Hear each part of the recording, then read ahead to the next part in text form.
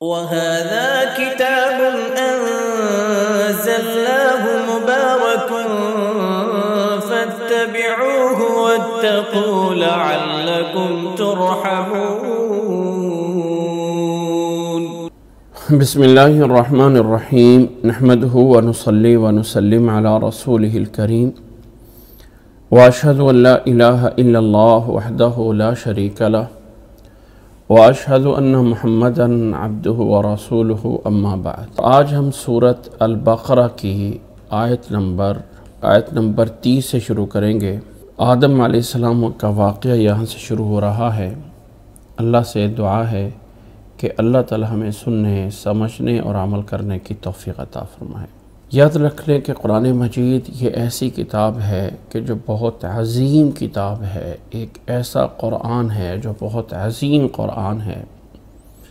یہ اللہ کی طرف سے نازل کردہ ہے، کسی انسان کی طرف سے یہ نازل کردہ نہیں ہے۔ اور اس قرآن مجید میں اتنے عجائب ہیں کہ انسان جو ہے ان کو نکالتا رہے، ساری زندگی بھی انسان لگا دے تو کبھی انسان جو ہے وہ قرآن مجید کی بلاغت اور قرآن مجید کی چیزیں ختم نہیں ہوتی ہیں۔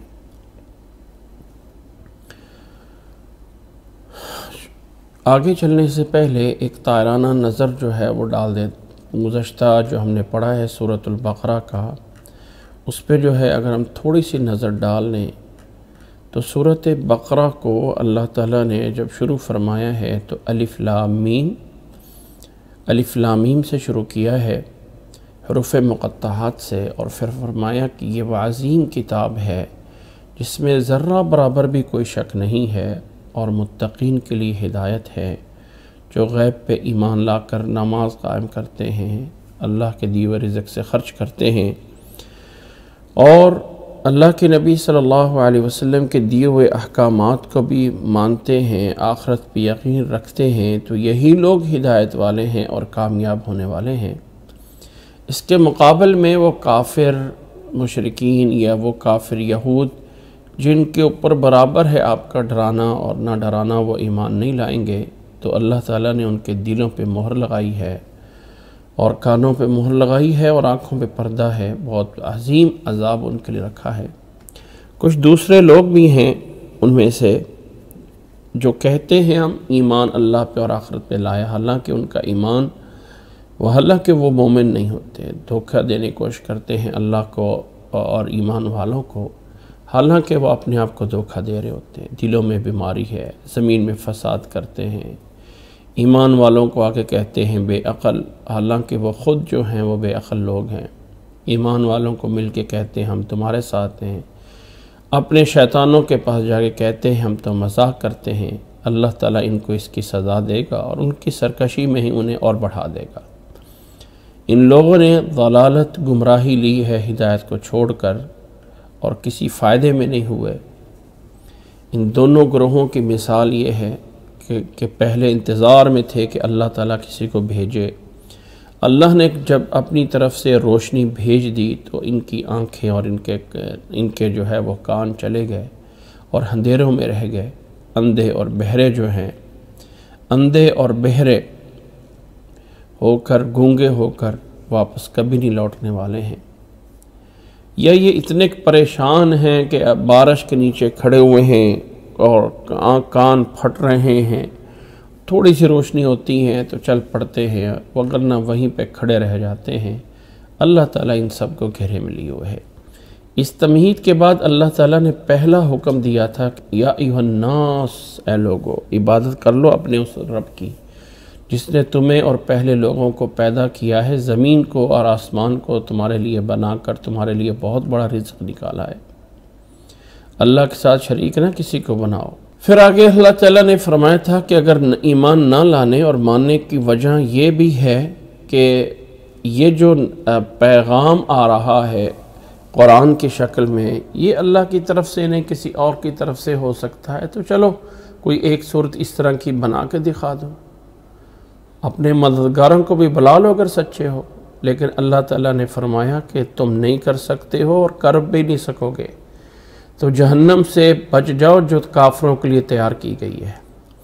اس کے بعد خوشخبری ہے ان لوگوں کے لیے جو ایمان لائے اور نیک عمل کیے کہ ان کے لیے جنت ہے جس کے نیچے سے نہریں چلتی ہیں، ہر طرح کا رزق وہاں دیا جائے گا۔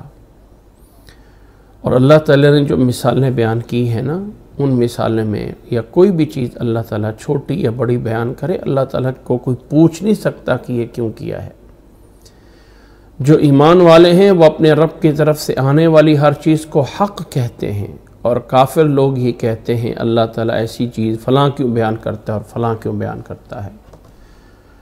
وَمَا يُضِلُّ بِهِ إِلَّا الْفَاسِقِينَ، اللہ تعالیٰ اس کے ذریعے ہدایت دیتا ہے بہت سے لوگوں کو اور بہت سے لوگوں کو گمراہ کرتا ہے، لیکن گمراہ وہ ہوتے ہیں جو فاسق ہیں۔ اور فاسق کون لوگ ہیں؟ جو اللہ کے ساتھ کیے ہوئے وعدوں کو توڑتے ہیں پختہ ہونے کے بعد، اور جن رشتوں کو ملانے کا اللہ نے حکم دیا ہے ان کو توڑتے ہیں، یا جن چیزوں کو اللہ نے ملانے کا حکم دیا ہے یا جن احکامات کو اللہ نے ملانے کا حکم دیا ہے ان کو جو ہے وہ توڑتے ہیں، وہ لوگ خسارے میں ہیں۔ اور لوگوں، جب اللہ نے تمہیں زندگی دی ہے اور اسی نے زندگی واپس بھی لے لینی ہے اور لوٹنا بھی اسی طرف ہی ہے، تو پھر کیوں کر اس کے ساتھ کفر کرتے ہو؟ پھر کیوں کر اس کی بات نہیں مانتے ہو؟ ذرا مان لو اس کی بات۔ اور پھر آگے ایک آیت آتی ہے، یہ ایک بہت ہی مقدمہ ہے۔ جیسے کوئی انسان نے بڑی چیز بیان کرنی ہونا تو اس سے پہلے انسان ایک تمہید دیتا ہے، پہلے انسان کسی کو تیار کرتا ہے کہ یہ بڑی بات ہونے والی ہے، ذرا غور سے سن لو، یہ بڑا کام ہونے والا ہے، اس کے لیے تیاری کر لو۔ تو وہ کسی بڑی چیز سے پہلے جو اس کے لیے تیاری ہوتی ہے نا، وہ یہ آیت نمبر 29 ہے۔ اس آیت میں جو اللہ تعالیٰ نے فرمایا ہے، کل ہم نے اس کے بارے میں معنی کے اعتبار سے جان لیا تھا، آج ہم اس کو آگے والے کے ساتھ جوڑتے ہیں تو اگلی واقعے کے لیے یہ ایک تمہید ہے۔ فرمایا وہ اللہ، اسی نے تمہارے لیے زمین میں جو کچھ ہے تمہارے لیے بنایا، یہ تمہارا ہے، تمہارا ہے، تمہارا ہے۔ اور اس کی وضاحت ہم پیچھے والے کلاس میں کر چکے ہیں کہ اس کا مطلب کیا بنتا ہے۔ اللہ نے سب کچھ زمین کا تمہارے لیے پیدا فرمایا۔ هُوَ الَّذِي خَلَقَ لَكُم مَّا فِي الْأَرْضِ جَمِيعًا ثُمَّ اسْتَوَىٰ إِلَى السَّمَاءِ فَسَوَّاهُنَّ سَبْعَ سَمَاوَاتٍ وَهُوَ بِكُلِّ شَيْءٍ عَلِيمٌ۔ پھر زمین کا سارا کچھ بنا لیا تمہارے لیے پیدا کیا، اور پھر آسمان کی طرف اللہ تعالیٰ مستوی ہوا اور آسمان 7 آسمان بنا دیے۔ یہاں پر تو یہ ہے وَهُوَ بِكُلِّ شَيْءٍ عَلِيمٌ، وہ تو ہر چیز پہ علم رکھنے والا ہے۔ اب ذرا غور کیجئے گا کہ اللہ نے زمین کو تمہارے لیے بنایا سب کچھ، اور آسمان کو جا کے چھت بنا دیا، اور آسمان کو 7 آسمان بنا دیے، اور وہ ہر چیز پہ قادر ہے؟ نہیں، یہاں پر آ رہا ہے وَهُوَ بِكُلِّ شَيْءٍ عَلِيمٌ، وہ ہر چیز کو جاننے والا ہے۔ اس جاننے کا تعلق اس پیچھے والے واقعے سے کیا ہے؟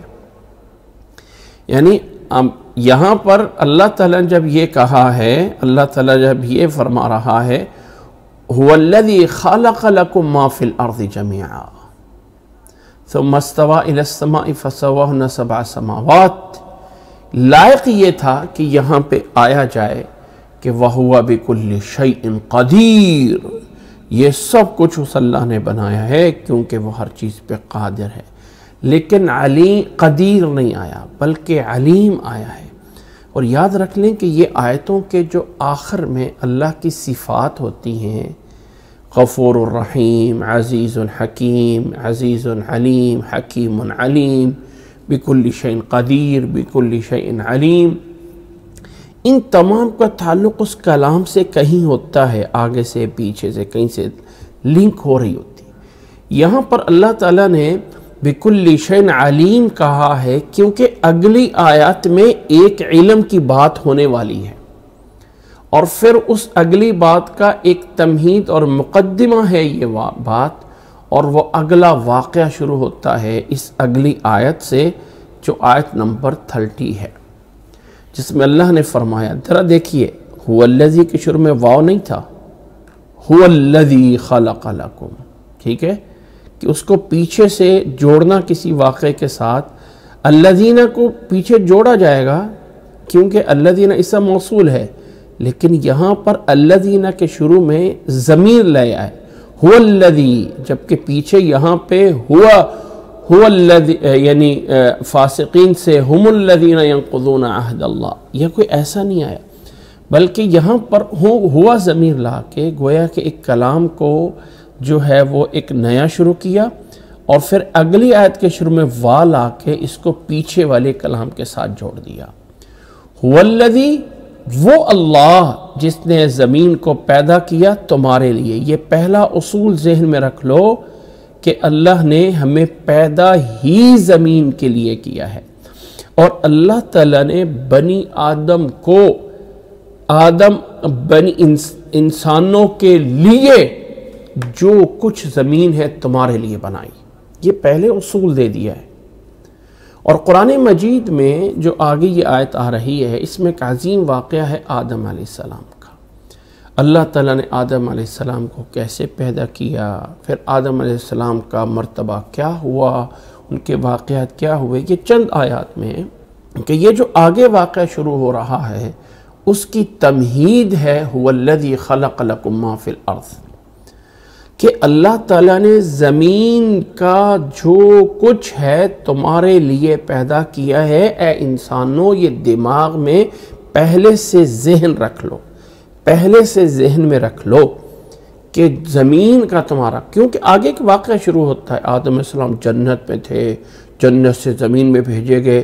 کوئی انسان کہہ سکتا ہے کہ کتنا ہمارے پہ ظلم ہوا کہ ہم جو ہے وہ زمین پہ آ گئے، یا جس طرح کے ایک عیسائیت دنیا کا ایک نظریہ ہے کہ انسان ازلی طور پہ گنہگار ہے، انسان یعنی بحیثیت فطرت انسان گنہگار ہے، کیونکہ وہ آدم علیہ السلام نے جو گناہ کیا تھا، اس گناہ کا یہ انسان جو ہے وہ اس گناہ کی وجہ سے فطرتی طور پہ گنہگار ہے۔ اس گناہ کی بخشانے کے لیے انسانیت کی طرف سے عیسیٰ علیہ السلام کو جو ہے وہ قربانی دینا پڑی، اور وہ صلیب پہ چڑھا دیے گئے۔ اب انسان کو جب پیدا ہوتا ہے تو پوری انسانیت کے اس گناہ کی طرف سے گویا کہ اللہ کا بیٹا جو وہ سمجھتے ہیں کہ وہ قربانی دے کے اس گناہ کو بخشانے کے لیے گیا، اور پھر ہر ایک انسان جب بچہ پیدا ہوتا ہے تو اس کو ایک خاص طریقے سے نہلاتے ہیں، اس کو وہ بپتسمہ بولتے ہیں یا بسمہ یا کچھ اس طرح کا نام رکھا ہوا ہے، کہ وہ خاص قسم کا اس کو پانی میں ڈبو کے بچے کو نکال لیتے ہیں کہ اب وہ جو انسان کے اوپر پیدائشی گناہ ہے وہ دھل گیا ہے۔ تو اللہ تعالیٰ نے جب یہ واقعہ شروع کیا تو ایسا نہیں کہا ہے، بلکہ اس سورۃ بقرہ کے اس واقعے کو اللہ تعالیٰ نے شروع آیت میں ایک تمہید کے طور پہ پہلے ذکر کیا۔ لوگوں یاد رکھ لو، وہ اللہ وہ ہے جس نے زمین تمہارے لیے بنائی۔ آگے والا واقعہ تو بعد میں شروع ہوتا ہے، لیکن پہلے یہ اصول ذہن میں رکھ لو کہ هو الذی خلق لکم ما فی الارض جمیعا، اس اللہ نے تمہارے لیے، لکم خلق لکم، یہ شاید میں پچھلی کلاس میں اس کے اوپر اس لیے میں زور نہیں دے رہا تھا کہ اگلا واقعہ نہیں شروع کیا تھا۔ اب میں یہاں پہ بتانا چاہتا ہوں کہ خلق لکم میں اللہ تعالیٰ کہہ سکتا تھا والذی خلق الارض والسماوات، یا جیسے باقی آیت میں آتا ہے، لیکن یہاں پر والذی خلق لکم، تمہارے لیے پیدا کیا جا رہا ہے جو کچھ زمین میں ہے، جمیعاً سارا کا سارا، اس لیے کہ آگے جو واقعہ شروع ہونا ہے آدم علیہ السلام کا، اس میں آدم علیہ السلام کا جنت سے نکل کے زمین کی طرف آنے کا ذکر بھی موجود ہے، اور ہو سکتا ہے کوئی انسان اس کو ایک اور انداز سے سمجھے کہ آدم کیوں زمین پہ آ گئے، جنت میں ہی رہتے۔ تو پہلے سمجھ لیں کہ اللہ نے زمین ہی تمہارے لیے بنائی تھی، زمین ہی تمہارے لیے بنائی تھی۔ وَالَّذِي خَلَقَ لَكُم مَّا فِي الْأَرْضِ جَمِيعًا، یہ ایک مقدمہ، پہلے ایک جیسے کہتے ہیں کوئی کام شروع کرنے سے پہلے کچھ ٹرم کنڈیشن ہوتی ہیں، سائن کرنی ہوتی ہے۔ واقعہ شروع کرنے سے پہلے یہ پہلی ٹرم کنڈیشن سمجھ لیں کہ زمین اللہ نے تمہارے لیے بنائی تھی۔ اور پھر آیت کا اینڈ ہے وَهُوَ بِكُلِّ شَيْءٍ عَلِيمٌ، حالانکہ اس آیت کا اگر پیچھے والے سیاق سے دیکھا جائے تو ہونا چاہیے تھا قدیر، کیونکہ اللہ نے جس نے تمہارے لیے زمین کا سب کچھ بنایا اور آسمان ساتھ بنا دیے، تو وہ اللہ تعالیٰ ہر چیز پہ قادر ہے، یا وہ اللہ تعالیٰ تمہارے اوپر بہت مہربان ہے کہ تمہارے لیے زمین بنا دی، لیکن علیم آیا کیونکہ آگے اللہ کے علم کی ایک بات ہونی ہے، اور پھر واقعے کی ابتدا ہو رہی ہے وَإِذْ قَالَ،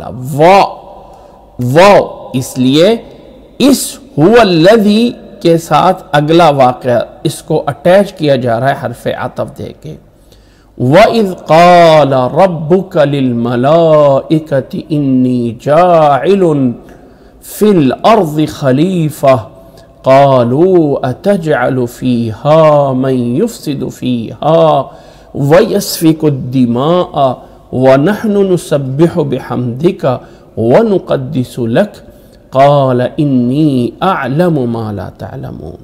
اللہ تعالیٰ نے فرمایا ہے وَإِذْ قَالَ، واو کو پیچھے کے ساتھ جوڑا گیا ہے، قَالَ جب کہا تھا تیرے رب نے، فرمایا تھا تیرے رب نے، للملائکۃ فرشتوں سے، انی جاعل فی الارض خلیفہ، انی بے شک میں جاعل بنانے والا ہوں، فی الارض خلیفہ زمین میں خلیفہ۔ یہاں پر تو اللہ تعالیٰ زمین میں بنانے والا جو ہے تو اللہ اس کا خالق بھی تو ہے نا، تو اللہ نے خالق کی بجائے جاعل پیدا کیا تاکہ یہ پتہ چلے کہ اللہ تعالیٰ اس مخلوق کا خالق بھی ہے، اور خالق ہونے کے ساتھ ساتھ اللہ اس کو ایک عہدہ دینے والا ہے، اور وہ عہدہ ہے خلیفے کا، اور وہ ہے عہدہ ہے خلیفے کا۔ اللہ نے فرمایا فرشتوں سے کہ میں ایک چیز کو زمین میں اپنا خلیفہ بنا رہا ہوں۔ فرشتوں نے کہا قالوا اتجعل فیہا من یفسد فیہا ویسفک الدماء، فرشتوں نے کہا قالوا اتجعل، کیا تم بنائے گا اس میں من یفسد فیہا، جو کوئی اس زمین میں فساد کریں گے، وَيَسْفِكُ الدِّمَاءَ اور خون بہائیں گے۔ اب فرشتوں کو کیا پتا کہ زمین پہ آنے والا جو ہے وہ فساد کرے گا، خون بہائے گا۔ ہو سکتا ہے کہ انسانوں سے پہلے جنات زمین پہ رہتے ہوں اور وہ زمین پہ فساد مچاتے ہوں، لیکن ایک لفظ پہ غور کیجئے گا، وَيَسْفِكُ الدِّمَاءَ، سفک دم، خون بہانا، یہ تو جنات میں نہیں ہے۔ یعنی جنات کے قتل اور جنات کا جو ایک مجسمہ ہے، جو ان کا کیفیت ہے، اس میں خون کا نہیں ہے۔ یہ جو بلڈ اور خون کا نکلنا ہے، یہ فرشتے کہہ رہے ہیں کیا انسان سے پہلے زمین پہ کوئی اور مخلوق بھی تھی انسانوں کی طرح کی، اور وہ آپس میں خون بہاتے رہے؟ یہ تمام باتیں سوچنے والی ہیں، صرف میں نے پوائنٹ ہائی لائٹ کیا ہے کہ سفک دم، خون بہانا، یہ جو ہے جنات میں نہیں ہے۔ بہرحال اس کو پوائنٹ کو ذہن میں رکھ لیجئے گا۔ اللہ نے فرمایا قالوا اتجعل فیہا، فرشتوں نے کہا کہ کیا تو اس میں بنائے گا جو زمین میں فساد کرے اور خون بہائے؟ وَنَحْنُ نُسَبِّحُ بِحَمْدِكَ وَنُقَدِّسُ لَكَ، حالانکہ ہم ہیں نسبح، تیری تسبیح کرنے والے، تیری تعریف کے ساتھ، وَنُقَدِّسُ لَكَ اور تیری عظمت بیان کرنے والے ہیں۔ فرشتوں نے کہا کہ اے اللہ، ہم عبادت کے لیے تیری عبادت بجا لا رہے ہیں، اور زمین پہ جو تو کر رہا ہے اپنے ایک مخلوق کو خلیفہ بنا رہا ہے۔ خلیفہ کا جیسے میں نے بات، ایک عام معنی لیا جاتا ہے خلیفہ کا مطلب پیچھے آنے والے، ایک کے بعد دوسرے، یہ بھی ہو سکتا ہے، یعنی ایک گیا دوسرا آ گیا، ایک گیا دوسرا آ گیا، کہ یہ مخلوق ایک کے بعد دوسرا انسان، ایک کے بعد دوسرا آتی رہے گی۔ لیکن اللہ تعالیٰ کا ایک نسبت دینا، میں یہ کر رہا ہوں خلیفہ، اس سے ایک لنک ہے۔ اللہ نے خلیفتی نہیں کہا، میں اپنا خلیفہ بنا رہا ہوں، ایسا تو نہیں کہا ہے، لیکن خلیفتاً کو جو نکرہ کیا ہے اس کا مطلب یہ کہ کوئی نہ کوئی ایسی چیز ضرور ہے جو اللہ اس مخلوق کو اختیار دے رہا ہے۔ اور ویسے اگر آپ غور کریں اس کائنات میں یا اس نظام پہ، تو انسان کے علاوہ انسان بھی تو بنا ہے کس چیز سے؟ یعنی انسان کا جسم کیا ہے؟ ہڈی ہے، گوشت ہے، خون ہے، اس سے ہے۔ تو جانور بھی تو ایسے ہی ہیں، جنگل کا شیر بھی تو وہی ہے، ہڈی اور گوشت اور خون سے ہے۔ لیکن کیا خوبی ہے اس ایک جانور میں جو جس کی 2 ٹانگیں اور 2 ہاتھ اور آنکھیں اور منہ سے بولتا ہے اور چلتا ہے اور بڑے کام کرتا ہے، جس کو حضرت انسان کہا جاتا ہے، جو آدم علیہ السلام کی جو ہے وہ اولاد ہے۔ یہ والا جانور اور دوسرے جانوروں میں تو بڑا فرق ہے۔ یہ جانور کپڑے پہنتا ہے، اپنے لیے کھانا باقاعدہ پکا کے اس کو بڑی چیزیں میں پروسیس کر کے کھاتا ہے، اپنے رہنے کے لیے بڑے بڑے محلات بناتا ہے، اور سفر کرنے کے لیے، جانے آنے کے لیے اس نے بڑا کچھ بنا دیا ہے۔ اب نہ ہی تو یہ شیر نے بنایا ہے ایسا کچھ، اور نہ ہی کسی مخلوق، وہ چھوٹی سی مخلوق جو زمین پہ چلنے والی چیونٹی کی طرح، نہ اس نے کچھ بنایا ہے، اور نہ ہی ہاتھی اتنا کچھ بنا سکا ہے، اور نہ ہی وہ مخلوق جو جن کو اڑنا آتا ہے ہوا میں، نہ وہ بنا سکے ہیں۔ تو اس کا مطلب یہ والا مخلوق جو حضرت انسان ہے، یہ والا جو جانور ہے، اس جانور کو دوسرے تمام جانوروں پہ اور جانوروں کے علاوہ جو زمین کی باقی چیزیں ہیں ان کے اندر بھی اپنے فیصلے کر کے تبدیلیاں کر رہا ہے۔ کسی سے کیا بنا رہا ہے، کسی سے کیا بنا رہا ہے، کسی سے کچھ کر رہا ہے، کسی سے کچھ کر رہا ہے۔ تو اس انسان کو یہ الہ اور معبود نہیں ہے، یہ خالق نہیں ہے، لیکن اس خالق نے اس کو کچھ اختیارات دیے ہیں اور وہ عقل دی ہے۔ اس عقل کا تقاضا یہ ہے، اس عقل کے تحت یہ کچھ نہ کچھ کر رہا ہوتا ہے۔ ویسے ضمناً ایک بات بتا دوں، عقل کو عقل کیوں کہتے ہیں؟ عقل کو عقل کیوں کہتے ہیں؟ عقل، یہ عربی زبان کا ایک لفظ ہے کہ یہ جو عقل ہے، عین، قاف اور لام، عقلہ اس کا روٹ ورڈ ہے، اور اس عقلہ سے جو اس کا روٹ ورڈ ہے، یہ عربی کے اس لفظ سے نکلا ہوا ہے جس کو کہا جاتا ہے عقال۔ عقال، یہ جو عقال ہے، اگر آپ لوگوں نے دیکھا ہو کبھی عربوں کے اوپر، تو وہ انہوں نے سر کے اوپر ایک باندھا ہوتا ہے، وہ کالا سا رکھا ہوتا ہے، ایک رسہ سا رکھا ہوتا ہے، ایک رسی سی کو لپیٹ کے رکھا ہوتا ہے۔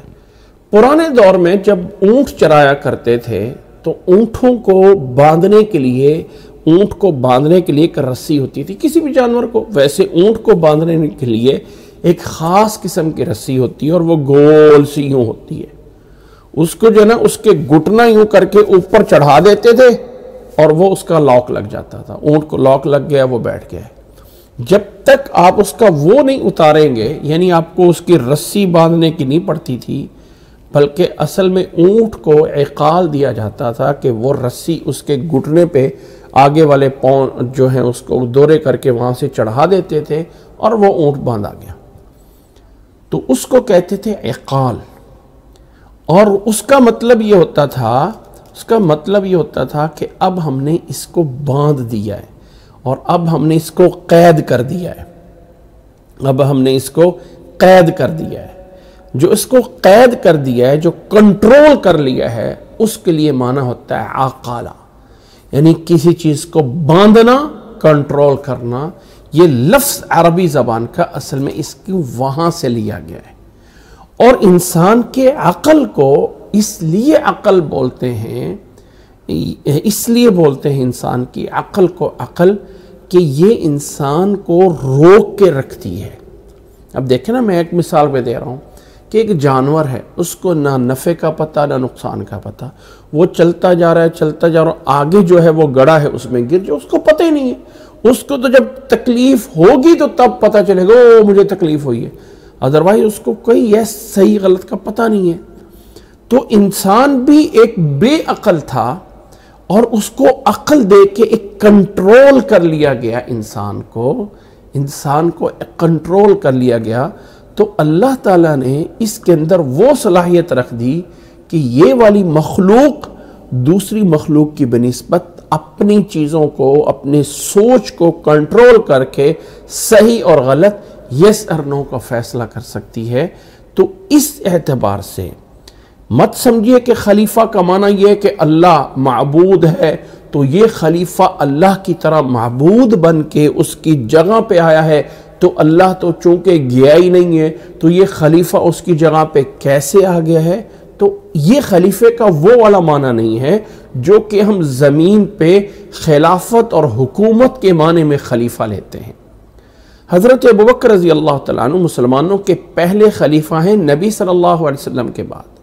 مسلمانوں کے دوسرے خلیفہ حضرت عمر بن خطاب الفاروق رضی اللہ تعالیٰ عنہ ہیں، تیسرے خلیفہ حضرت عثمان رضی اللہ تعالیٰ عنہ ہیں، اور چوتھے خلیفہ حضرت علی بن ابی طالب رضی اللہ تعالی عنہم ہیں۔ یہ جو ہے تمام کے تمام خلفاء جنہیں خلفاء راشدین کہا جاتا ہے، یہ خلفاء بمعنی اس میں ہیں کہ نبی صلی اللہ علیہ وسلم کے بعد جنہوں نے حکومت کو سنبھالا، اس گدی پہ خلافت کے اوپر بیٹھنے والے بعد والے، یہ اس معنی میں ہیں۔ جبکہ اللہ تعالیٰ کا انسان کو کہنا کہ میں خدا میں بنا رہا ہوں خلیفہ زمین میں، یہ وہ معنی نہیں ہے کہ اللہ تعالیٰ کی جگہ پہ آنے والا یہ خلیفہ ہے، بلکہ اللہ تعالیٰ اس کو صاحب اختیار بنا رہا ہے۔ نوٹ کریں، خلیفہ یہاں پہ بمانا کہ اللہ اس کو دیکھیں، باقی مخلوقات کو کیا اختیار ہے؟ کوئی اختیار نہیں ہے۔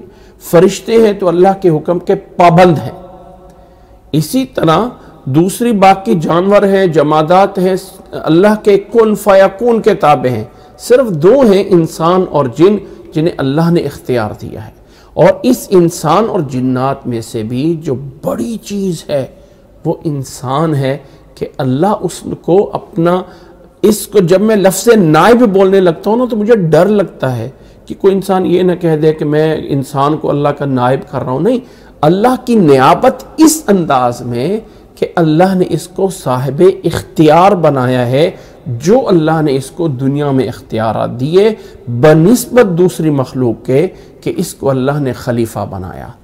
تو خلیفہ بمانا اللہ تعالیٰ کے اختیارات دیے ہوئے، ان اللہ تعالیٰ کے دیے ہوئے اختیارات کو استعمال کرنے کے لیے اللہ نے اس کو ایک حیثیت دی جس کے اوپر لفظ خلیفہ بولا گیا کہ یہ خلیفۃ الارض ہے، زمین کا خلیفہ ہے، زمین پہ حکومت کرنے کے لیے جو ہے وہ انسان آیا ہے باقی مخلوقات پہ۔ اور پھر اللہ تعالیٰ نے جب فرشتوں نے کہا کہ شاید کوئی پہلے ایسے مخلوق گزری ہوئی ہے، تو فرشتوں نے کہا کہ ایسا یہ تو زمین میں فساد مچائے گا، تو اس کو عقل دی ہے نا وہ کنٹرول والی۔ تو اللہ تعالیٰ نے فرمایا انی اعلم ما لا تعلمون۔ اب ذرا اس آیت کو جوڑیے پچھلی آیت کے ساتھ۔ پچھلی آیت میں اللہ تعالیٰ نے فرمایا تھا میں نے تمہارے لیے زمین بنائی، تمہارے لیے سب کچھ، اور آسمان ساتھ بنائیے کہ اللہ ہر چیز کو جاننے والا ہے، ہر چیز کو پہ قادر نہیں، جاننے والا ہے۔ اور اگلی آیت کے ساتھ جوڑیے کہ اللہ نے کہا کہ اس جاننے کا اگلا تعلق ہے انی اعلم ما لا تعلمون، جو میں جانتا ہوں وہ تم نہیں جانتے ہو۔ علیم آ رہا ہے کہ اللہ تعالیٰ نے علم کے ذریعے انسان کو اپنی پوری سمجھ کے مطابق پیدا کیا، اور آگے علم ہی کو اللہ نے ایک درجہ دینا ہے، تو اللہ نے کہا انی اعلم ما لا تعلمون، میں جانتا ہوں جو تم نہیں جانتے ہو۔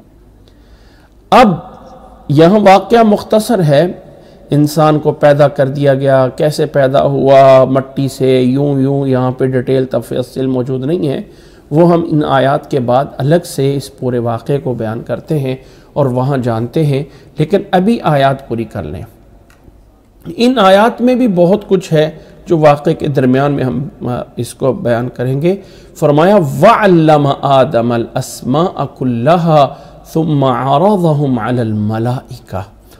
اللہ تعالیٰ نے آدم علیہ السلام کو پیدا کر دیا، ایک مخلوق پیدا کر دی جس کا نام انسان رکھا، اور اس خاص انسان کا نام آدم رکھ دیا۔ آدم، اس آدم کو اللہ تعالیٰ نے سارے نام سکھا دی۔ اب آدم کا معنی کیا ہے یہ انشاءاللہ آگے آ جائے گا، فکر نہ کریں، کہ اللہ نے سکھا دیا آدم کو الاسماء کلھا، سارے کے سارے نام۔ بھئی کیا نام، کون سے کس چیز کے نام سکھا دیے؟ گویا کہ اللہ نے جب پیدا کیا آدم علیہ السلام کو تو آدم علیہ السلام کو بولنے کے لیے ایک لینگویج سکھا دی۔ اب بچہ پیدا ہوتا ہے تو اس کو نہیں پتا ہوتا ہے، چون چاں ٹیں ٹاں، بس رونا رونا ہی اس کو ہوتا ہے، لیکن 3-4 سال بعد اس کی زبان سے سب چیزوں کے نام آنے لگ جاتے ہیں۔ یہ ماما ہے، یہ پاپا ہے، یہ ابو ہے، یہ امی ہے، یہ بھائی ہے، یہ فلاں ہے، یہ جو ہے وہ دودھ ہے، یہ پانی ہے۔ تو اللہ تعالیٰ نے آدم علیہ السلام کو پیدا کرنے کے بعد جو اسماء سکھا دیے، ان اسماء میں یہ معنی کر سکتے ہیں کہ اللہ نے آدم علیہ السلام کو جو ایک لینگویج تھی وہ سکھا دی۔ پھر اللہ تعالیٰ نے جو اسماء، جو نام سکھائے، وہ کیا چیزیں تھیں اس میں کوئی پتہ نہیں، اللہ عالم۔ جس کا اللہ نے ذکر نہیں کیا اس کو اگنور کیا جائے۔ پھر اللہ نے وہی چیزیں فرشتوں کو بتائیں، سامنے پیش کی۔ ثم عرضهم على الملائکہ فقال انبئونی باسماء هؤلاء ان کنتم صادقین۔ اللہ نے فرشتوں سے کہا اچھا تم بتاؤ ان چیزوں کے نام اگر تم سچے ہو، اگر تم سمجھتے ہو کہ ہم جو ہیں وہ سب کچھ جانتے تھے تو بتاؤ ان چیزوں کے نام کیا ہیں۔ اور اللہ نے فرشتوں کو تو بتائے نہیں ہوئے تھے، تو فرشتوں نے کہا قالوا سبحانک لا علم لنا الا ما علمتنا انک انت العلیم الحکیم۔ اگر آپ ان آیات پہ غور کریں تو بات چلی تھی وَهُوَ بِكُلِّ شَيْءٍ عَلِيمٍ سے، جبکہ بظاہر ایسا لگتا تھا کہ زمین و آسمان کے بنانے کے بعد قدیر آنا چاہیے، لیکن علیم چلا کہ آگے ایک فضل آ رہا ہے اور ایک مرتبہ آ رہا ہے علم کو۔ تو آیت نمبر 30 بھی اسی بات پہ ختم ہوتی ہے انی اعلم ما لا تعلمون، اور آیت نمبر 31 میں بھی ہے کہ اللہ نے فرمایا، اللہ نے آدم علیہ السلام کو نام سکھا دیے، پھر ان چیزوں کو فرشتوں پہ پیش کیا، تو کہا بتاؤ ان چیزوں کے نام اگر تم سچے ہو۔ تو آیت نمبر 32 میں پھر اسی فرمایا کہ فرشتوں نے کہا سبحانک لا علم لنا الا ما علمتنا، اے اللہ ہمیں تو صرف اتنا ہی علم ہے، ہمیں تو اتنی ہی صرف اور صرف معلومات ہیں، اتنی ہمیں انفارمیشن ہے جتنی تو نے ہمیں دی ہے، جتنا تو نے ہمیں سکھایا ہے۔ انک انت العلیم الحکیم، اس لیے کہ تو ہی ہے واحد العلیم الحکیم۔ انک انت علیم الحکیم نہیں، العلیم الحکیم، کہ تو ہی اصل سب کچھ جاننے والا ہے۔ اس کے بعد واقعے کا اختصار ہے، طوالت بعد میں آتی ہے۔ پھر اللہ نے آدم علیہ السلام سے کہا قال یا آدم انبئ، اب یہاں پہ اللہ نے قالا کہہ کے آدم کو ایک مرتبہ دیا ہے۔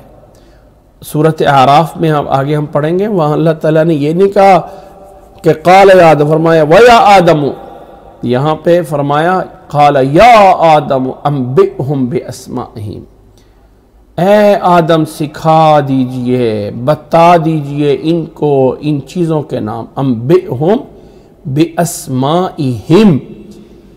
شاید یہ بھی پتہ چلتا ہے واللہ اعلم کہ یہ ضمیر جو اسمائہم، یہ ضمیر کس طرف لوٹ رہی ہے؟ پیچھے اگر غور دیکھیں علم آدم الاسماء کلھا ثم عرضهم علی الملائکہ، واللہ اعلم اس اسمائہم ضمیر کا ایک مرجع فرشتے خود بھی ہو سکتے ہیں۔ گویا کہ اللہ نے آدم علیہ السلام کو تمام فرشتوں کے نام بتا دیے جو فرشتوں کو خود بھی نہیں پتا تھا۔ انہوں نے کہا اللہ ہم تو تیری مخلوق ہیں، ہمارے نام کیا ہے، اللہ تو جانتا ہے۔ تو اللہ تعالیٰ نے آدم علیہ السلام کو کہا بتاؤ ان کو ان کے نام، بے اسمائہم، ہم ضمیر، بتائیے ان کو ان کے نام، انبئہم، یہاں پہ کہا تھا نا الاسماء کلھا، یہاں پر یہ نہیں کہا انبئہم الاسماء کلھا، وہ سارے نام ان کو بتا دیجئے۔ یہاں پر ان اسماء کی نسبت کر دی ہم کے ساتھ، جس سے ایک مطلب ضرور ہو سکتا ہے کہ شاید جو اللہ تعالیٰ نے سکھایا تھا آدم علیہ السلام کو، وہ آدم علیہ السلام کو ان فرشتوں کے نام بھی بتائے تھے جو فرشتے اپنا نام بھی خود نہیں جانتے تھے۔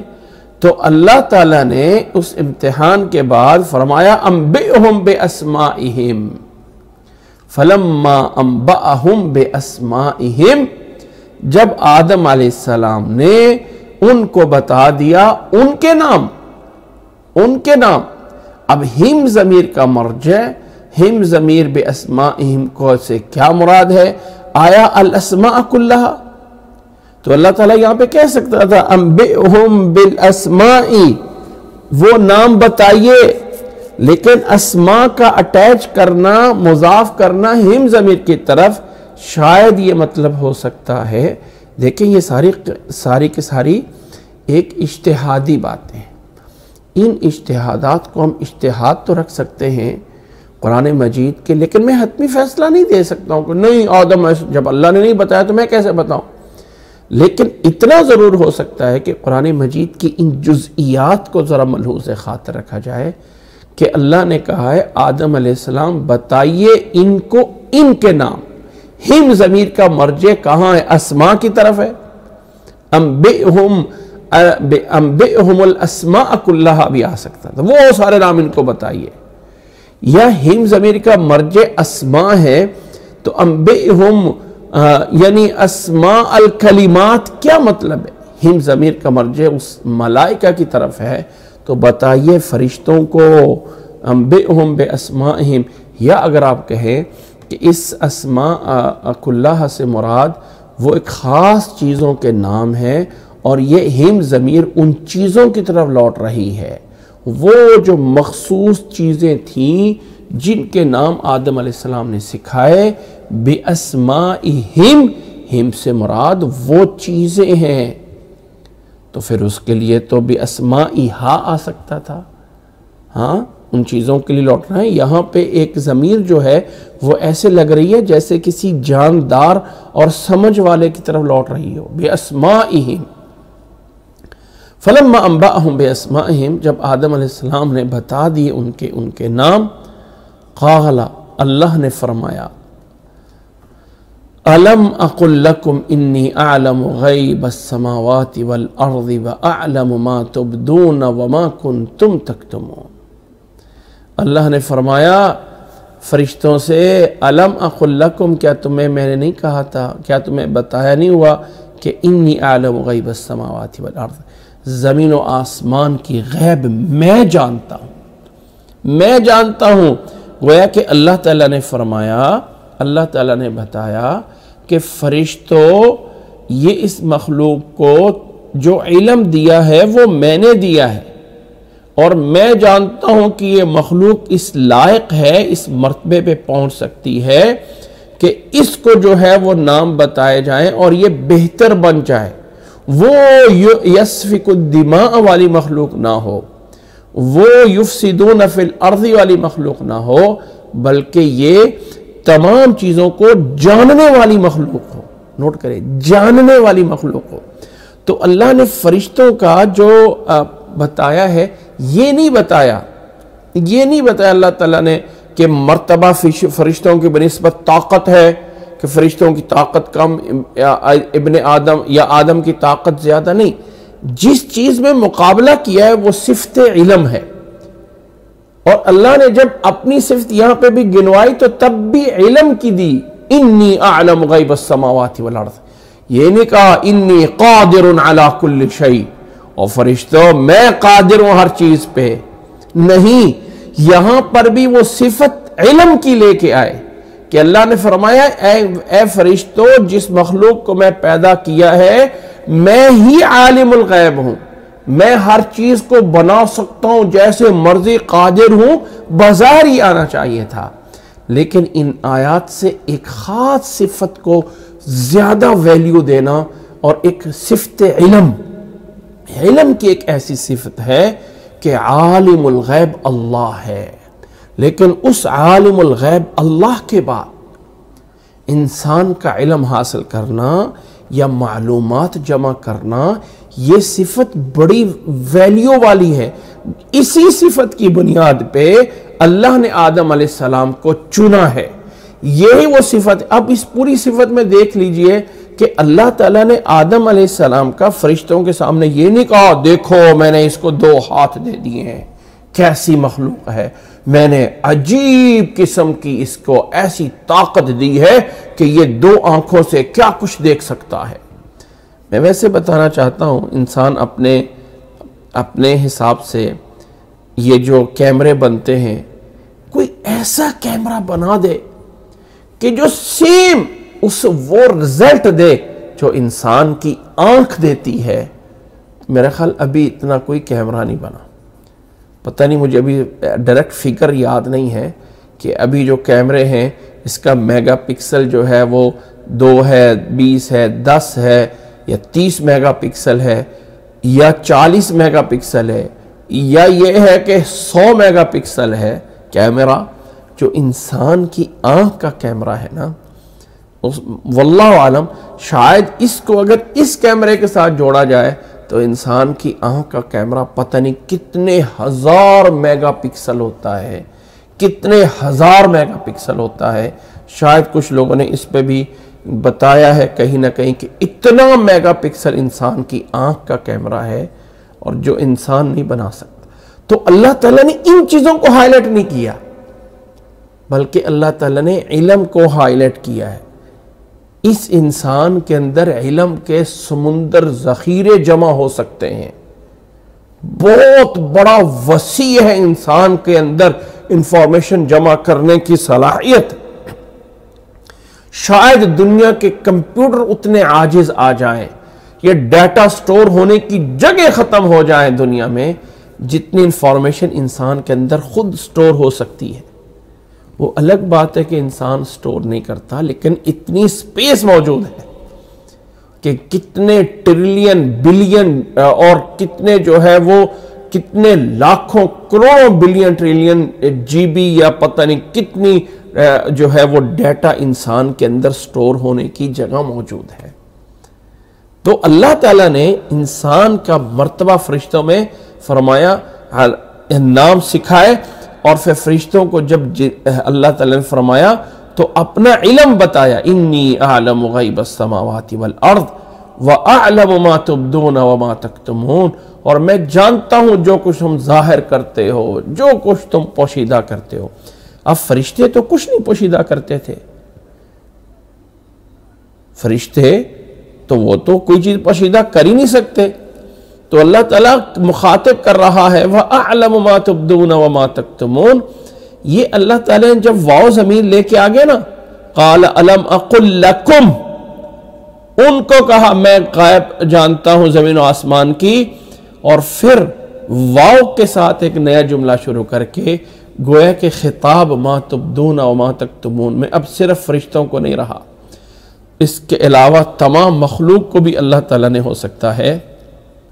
تو ہمیں جو مطلب اللہ تعالیٰ نے یہ جو یعنی وَأَعْلَمُ مَا تُبْدُونَ وَمَا تَكْتُمُونَ میں اللہ نے اس خطاب کو قرآن مجید کی آیات ظاہر ہے کہ قیامت تک پڑھی جانی ہے، اور قیامت تک آیات صرف اس وقت تک کے لیے تو محدود نہیں ہے، اس لیے اللہ تعالیٰ آیات کو اس طرح پروتا ہے کہ جو اس خاص واقعے کے اوپر بھی لگ سکے اور بعد میں آنے والے قیامت تک کے حالات کے اوپر بھی وہ آیات فٹ ہو سکیں۔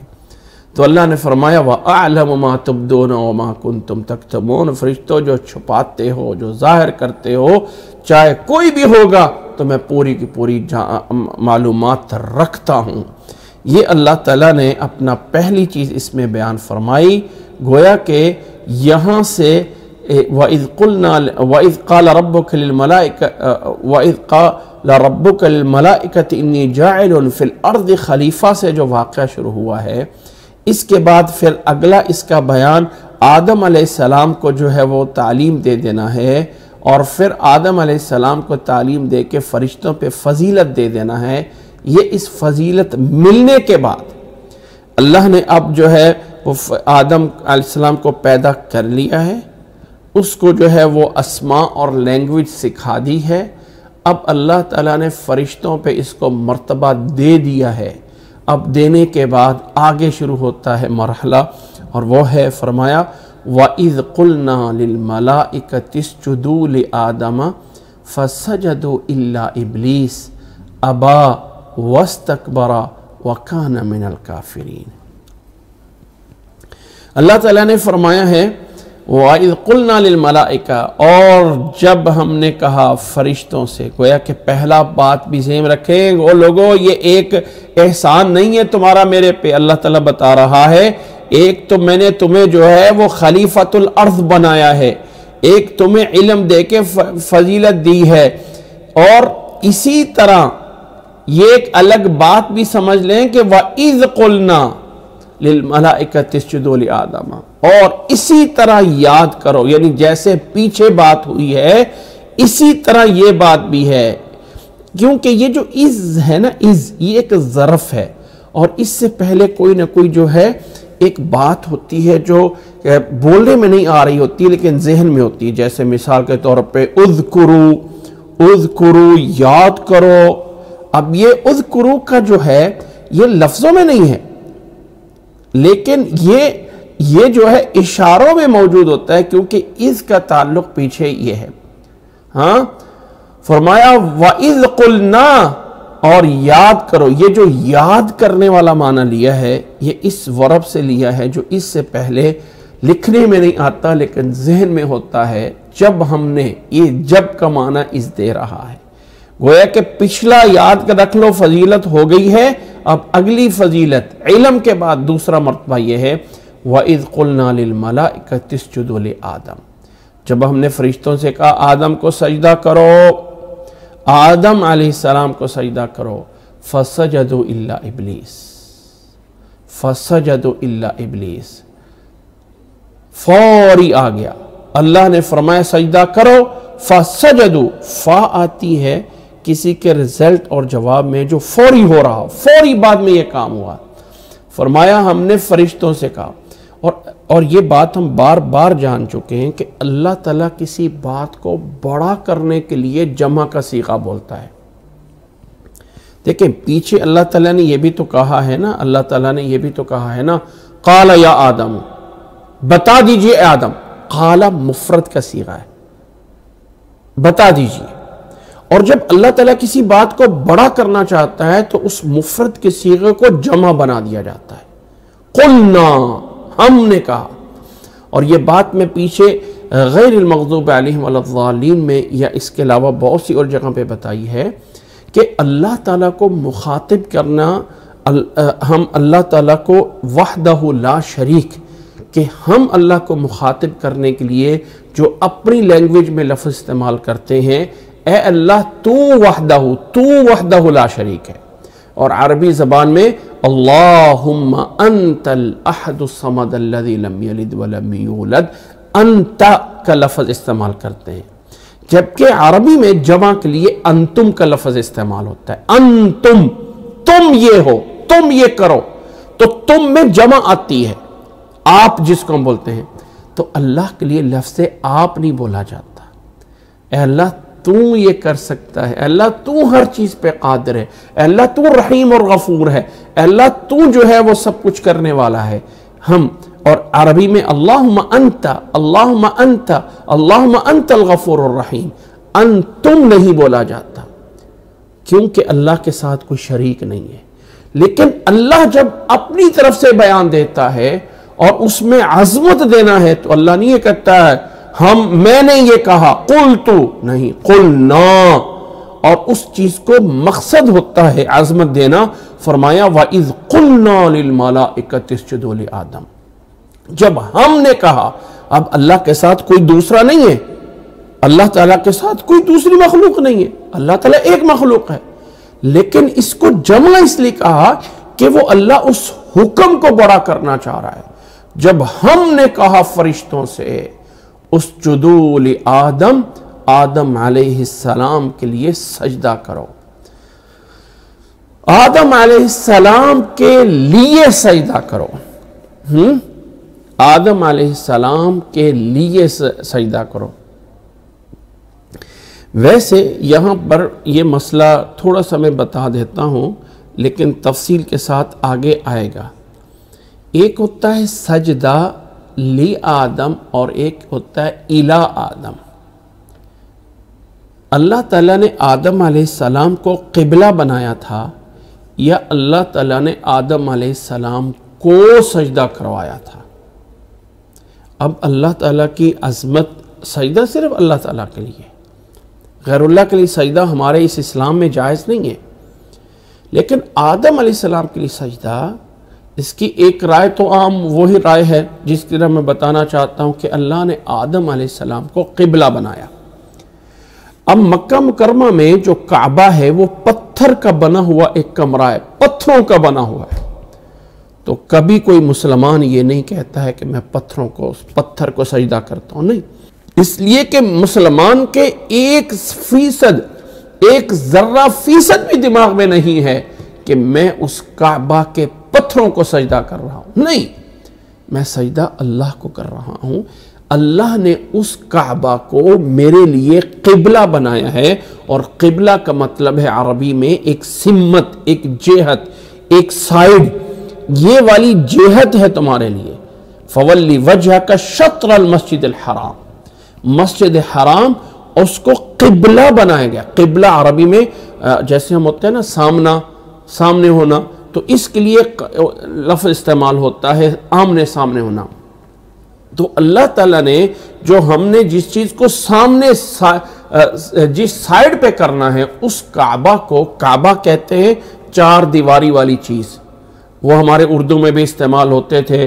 یہ مکعب چھوٹا ہے اور یہ مکعب بڑا ہے۔ وہ میتھ میں ریاضی میں، اردو میں جب ریاضی ہوتی تھی نا، تو اس میں جیومیٹری میں جو ہم بناتے ہیں نا، جس کو 4 کونے ہو، تو پرانی جیومیٹری جو تھی نا، اس میں مکعب لکھا جاتا تھا۔ مکعب اس کو کہتے ہیں جس کے 4 کنارے ہوں۔ تو یہ مکعب مربع ہے اور یہ مکعب مستطیل ہے۔ تو مکعب جس کے 4 کنارے ہوں اس کو بولا جاتا تھا۔ تو وہ کعبہ اسی مکعب سے نکلا ہے، اس کو قبلہ بنایا ہے، نہ یہ کہ اس کو سجدہ ہوتا ہے۔ ہاں، فولی وجہ کا شطر المسجد الحرام، اس کو جو ہے وہ ایز اے قبلہ۔ تو آدم علیہ السلام کا سجدہ، فرشتوں کو آدم علیہ السلام کو قبلہ بنایا تھا، سجدہ اللہ کو تھا فرشتوں نے، یا یہ ہے کہ اس میں آدم علیہ السلام کی عظمت بھی مقصود تھی؟ واللہ اعلم، یہ پوائنٹ ہم نے آگے جاننا ہے اور تفصیل سے، لیکن اس میں لی آدم اور الی آدم میں کہہ کے اگر آدم علیہ السلام کی طرف نہ ہوتا تو فرمایا جاتا وَإِذْ قُلْنَا لِلْمَلَائِكَةِ اسْجُدُوا إِلَىٰ آدَمَ، اِلَىٰ آدم نہیں آیا بلکہ لی آدم آیا ہے۔ تو ایک تھوڑی سی رائے ضرور ہے کہ اس میں آدم علیہ السلام کا بھی کچھ نہ کچھ عظمت مقصود تھی۔ فرشتوں کے مقابل میں آدم علیہ السلام کو بھی ایک مرتبہ دینا مقصود تھا، اور اس میں آدم علیہ السلام کو جو عظمت دی گئی ہے یہ وہ عظمت ہے جو اللہ نے ان کو دی ہے۔ مرتبہ جیسے اللہ نے پیچھے خلیفہ کا دیا ہے، یہاں پہ مسجود الملائکہ کا عظمت دی ہے۔ اب یہ نہیں مطلب ہوا کہ اللہ تعالیٰ آدم علیہ السلام کو سجدہ کیا ہے تو فرشتوں نے کوئی شرک کر لیا، نہیں، وہ اللہ کا حکم پورا کیا ہے، گویا کہ نتیجتاً گھوم کے حکم اللہ کا آئے گا، سجدہ اللہ کو ہی جائے گا، لیکن اللہ تعالیٰ وہ سجدہ جبریل یا میکائیل یا کسی اور کو نہیں ہوا بلکہ وہ آدم کو ہوا ہے، تو اس میں آدم کا ایک مرتبہ یا عظمت مقصود ہے۔ اس لیے اللہ تعالیٰ نے اس آیت میں الی آدم نہیں بلکہ لی آدم کہا ہے۔ باقی اس موضوع پہ پھر اور بھی مزید بات ہونی ہے۔ آگے اللہ تعالیٰ نے فرمایا فسجدوا، سب فرشتوں نے سجدہ کر لیا، الا ابلیس، سوائے ابلیس کے، ابا واستکبر وکان من الکافرین، سب نے سجدہ کر لیا، سب نے سجدہ کر لیا سوائے ابلیس کے۔ اور ابلیس نے کیا کیا؟ ابلیس نے 3 کام، 3 اس کے تھے، ایک ابا، ایک استکبر اور ایک کان من الکافرین۔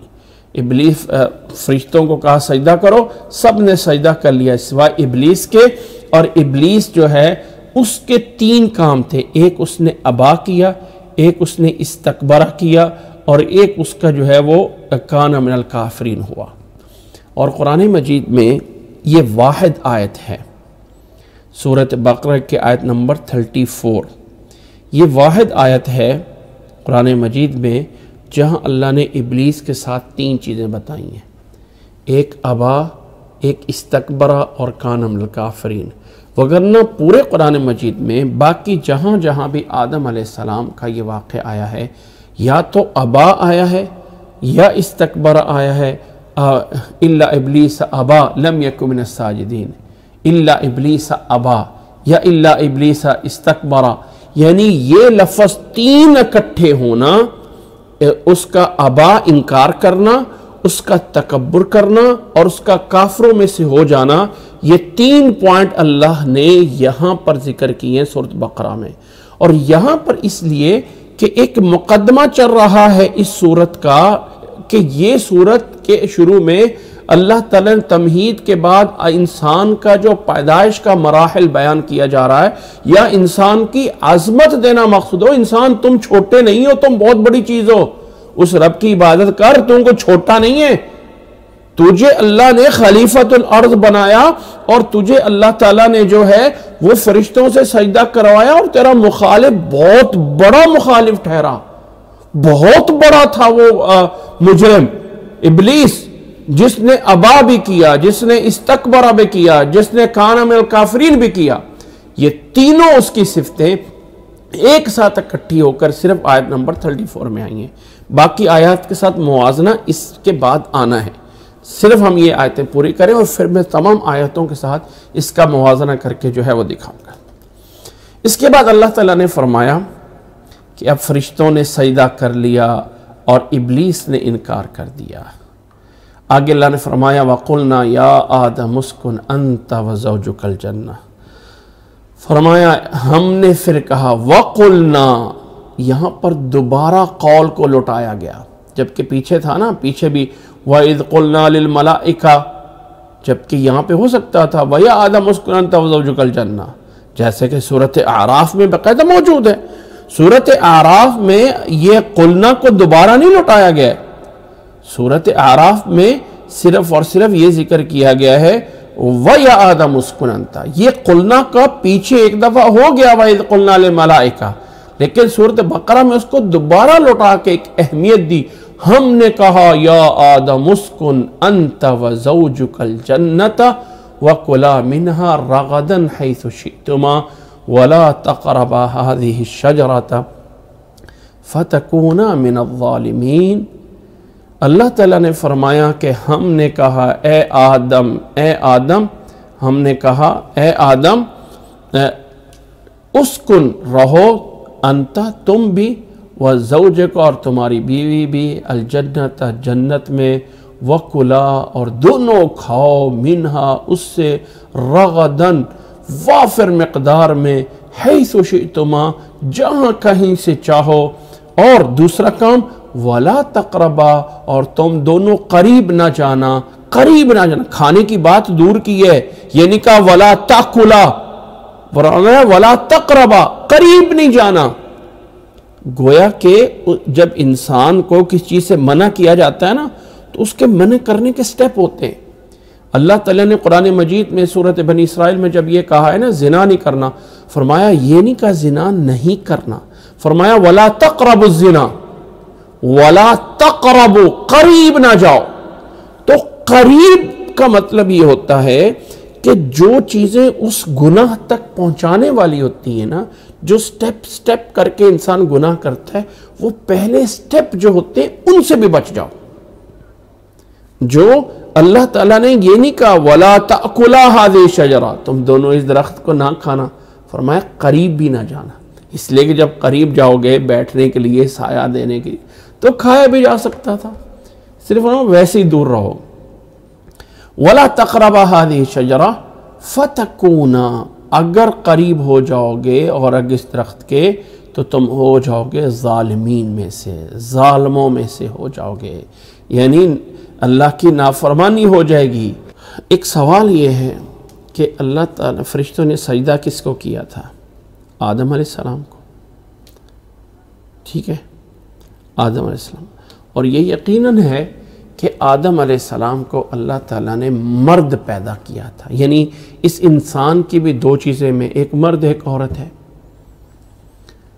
تو اللہ تعالیٰ نے جب خلیفہ کے لیے کہا ہے انی جاعل فی الارض خلیفہ، تو اللہ تعالیٰ نے مذکر کو مخاطب کیا ہے۔ اور جب اللہ تعالیٰ نے علم سکھانے کی بات آئی تو پھر بھی یہی الفاظ اللہ تعالیٰ نے فرمائے وَعَلَّمَ آدَمَ الْأَسْمَاءَ كُلَّهَا۔ اور جب اس علم کو واپس فرشتوں کو بتانے کی بات آئی تو پھر بھی کہا یا آدم انبئہم بِأَسْمَائِهِمْ۔ اور جب فرشتوں کو سجدہ کرایا گیا تو کہا گیا کہ اے آدم، فرشتوں سے آدم کو سجدہ کرو۔ لیکن جب جنت میں بھیجا جانے لگا تو انہوں نے کہا کہ اے آدم، تم اور تمہاری بیوی دونوں جنت میں جاؤ۔ تو یہ بیوی آدم علیہ السلام کی کیا خلیفہ بنی تھی؟ نمبر ایک، کیا اس اسماء کلہ میں بیوی بھی شامل تھی؟ نمبر دو، نمبر تین، اسماء کو فرشتوں میں بتانے میں بیوی بھی ساتھ شامل تھی؟ کیا مسجود الملائکہ، فرشتوں کے سجدہ جن کو کیا گیا، اس میں آدم علیہ السلام کی بیوی موجود تھی؟ قرآن مجید اس سے خاموش ہے، اور ہم اس کو اپنی طرف سے یس یا نو کریں، اللہ اعلم۔ لیکن بظاہر قرآن مجید سے اندازہ ضرور ہوتا ہے کہ جب فرشتوں نے سجدہ کر لیا اور اللہ نے آدم علیہ السلام کو وہ مرتبہ دے دیا کہ اب جنت میں جاؤ، تو اللہ نے اس جنت میں جانے سے پہلے جنت میں جا کر کے نہیں، کیونکہ اللہ تعالیٰ فرما رہا ہے یا آدم مسکن انت وزوجک الجنہ، اے آدم اب جا کے تم جنت میں رہو، تم اور تمہاری بیوی۔ تو اس کا مطلب بیوی جنت سے باہر موجود ہے، بیوی دی جا چکی ہے جنت سے باہر۔ عموماً یہ کہا جاتا ہے کہ جب آدم علیہ السلام جنت میں تھے تو بڑے پریشان ہوئے، کہ بڑے غمگین سے رہتے تھے، تو آدم علیہ السلام جو ہے وہ سوئے ہوئے تھے، تو جب اٹھے تو دیکھا کہ میرے پاس ایک خوبصورت عورت بیٹھی ہے، پوچھا کون ہو؟ یہ جو ساری بات بتائی جاتی ہے کہ جنت میں آئی، لیکن آیتیں تو یہ بتا رہی ہیں کہ اللہ نے آدم اور حوا جو حضرت آدم علیہ السلام کی بیوی ہے، دونوں کو کہا جنت میں جاؤ، تو جنت سے پہلے آئی، نوٹ کریں اس بات کو۔ لیکن اس پہلے والے تمام مراتب میں شامل ہے، فرشتوں کے سجدے میں اور علم میں، تو قرآن مجید سے یہ کہنا مشکل ہے، کیونکہ اللہ تعالیٰ نے نہیں فرمایا۔ اس سے ایک اندازہ بھی لگا لیں، اس میں کوئی شک نہیں کہ اسلام میں عورت کو بڑا مرتبہ ہے۔ فرمایا وَلَهُنَّ مِثْلُ الَّذِي عَلَيْهِنَّ، عورتوں کا بھی اتنے حقوق ہیں جتنے مردوں کے حقوق ہیں، لیکن وَلِلرِّجَالِ عَلَيْهِنَّ دَرَجَةٌ، ایک مردوں کو ان پہ ایک مرتبہ ضرور حاصل ہے، اس لیے کہ اس مرتبے کی وجہ سے ہر جگہ پہ، گھر میں، باہر میں، حکومت میں، گھر کی حکومت میں، ایک جو مرتبہ علم کا یا ڈیسیجن لینے کا ہوتا ہے وہ ایک مرد کو دیا جائے۔ اللہ تعالیٰ نے آگے صورت آ جائے گی جس میں اللہ نے فرمایا الرجال قوامون علی النساء، قوامون کا مطلب یہ ہے کہ وہ ان پہ قائم ہیں، قوام کو، قائم کو بھی مبالغہ کے ساتھ قوام کہہ کے بولا گیا۔ لیکن اس کا مطلب یہ نہیں ہے کہ اسلام عورت کو جو ہے اس کو جو ہے وہ بڑا ہی اس کو مطلب یہ اس کو کم درجہ میں دیا ہے، کم درجے میں دیا ہے۔ عورت کو کم درجہ نہیں دیا، بڑا درجہ دیا ہے۔ ایک ویسے میں ایک بات بتا رہا ہوں، پاکستان میں ضیاء الحق کے دور میں جب حدود آرڈیننس منظور ہونے لگا تھا کہ حدود کا مطلب یہ ہے کہ حد نافذ کی جائیں، تو جب حد نافذ کی جانے لگی تو اس حد میں ایک حد یہ بھی ہے کہ اگر کوئی قتل ہو جائے تو اس کی دیت، اب دیت جو ہے وہ مرد کی دیت پوری ہے، اور عورت کی دیت جو ہے، یعنی اگر کوئی قتل ہو جائے تو قتل ہونے والے کے ورثاء کو، وارثوں کو ایک جرمانے کی رقم دی جاتی ہے، اس کو اسلام میں دیت کہا جاتا ہے، جس کی مالیت ہے 100 اونٹوں کی قیمت، اور اس وقت بھی ایک اونٹ جو ہے وہ کم از کم 1.5 لاکھ سے کم تو نہیں ہوگا، میں ایک اندازہ بتا رہا ہوں، 5 لاکھ کا بھی ہو سکتا ہے،